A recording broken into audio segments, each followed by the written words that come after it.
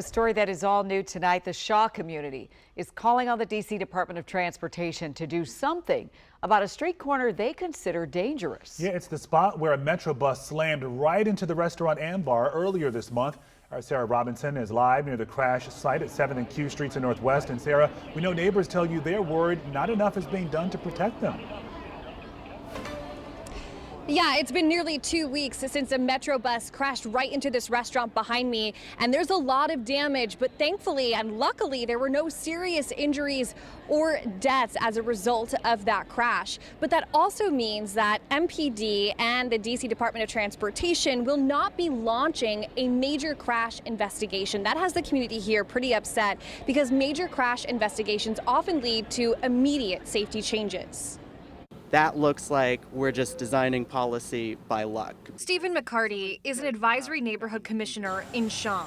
Someone could have gotten injured worse than they were. He's upset because he feels more is not being done to address this. Earlier this month, surveillance video appears to show an SUV running a red light, slamming into a Metro bus and pushing it into Ambar, a popular restaurant.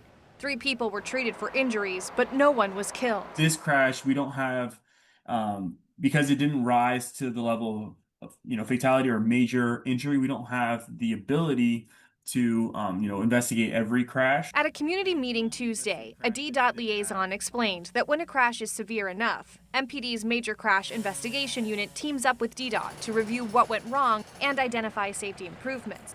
But in this case, because there were no life-threatening injuries or deaths, there will be no investigation. No investigation is not an option for us. Now, local leaders say that standard needs to change, arguing DDOT and MPD should have more flexibility before a crash turns deadly. MPD sent this statement to WUSA 9. It reads in part, quote, MPD's Major Crash Investigation Unit is deployed primarily based on severity, including crashes involving fatalities or life-threatening injuries. We've got a problem with the way things are written. Directors in DDOT and other agencies should have the flexibility and authority to take immediate corrective action. Now, it is important to note that there was still a police investigation into the driver who appeared to run that red light. That driver was cited and additional charges are pending that police investigation. Of course, if we have any more updates, we'll be sure to let you know as they unfold. Reporting in Shaw, I'm Sarah Robinson, WUSA 9.